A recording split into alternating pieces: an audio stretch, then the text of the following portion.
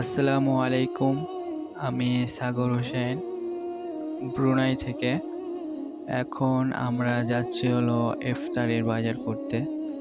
ব্রুনাইয়ে শুধু রমজান উপলক্ষে ইফতারের বাজার বসে। আজকে আপনাদের আমি দেখাবো হলো ইফতারের বাজারের জিনিসপত্রর দাম কত। আপনারা হয়তো দেখতে পাচ্ছেন সামনে দোকান বসানো আছে। আমরা যাচ্ছি এখন সেখানে। ব্রুনাইয়ের মানুষ বড় ধরনের ব্যবসা করে না, তারা এইরকম আপনার ছোট ছোট দোকান দিয়ে তারা ব্যবসা করে। তারা এভাবে ব্যবসা করতে বেশি পছন্দ করে। আমরা এখন যাচ্ছি হলো তরমুজের দোকানে। এটা হচ্ছে তরমুজ।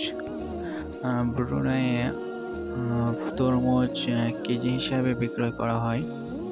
ব্রুনাইয়ে তরমুজের দাম অনেক।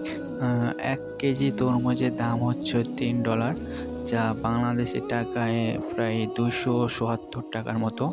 এবং আম হচ্ছে $5। 1 কেজি আমের দাম হচ্ছে $5।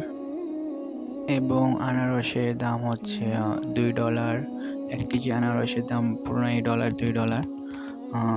আমরা এখন প্রায় 2টা বাজে দুপুর, যার কারণে সকল দোকান এখনও খসায় নাই। কিছু কিছু দোকান এ পর্যন্ত খোলা হয়েছে। এখন দুপুরবেলা, যার কারণে সকল দোকান এখনও প্রায় দোকান বন্ধ আছে।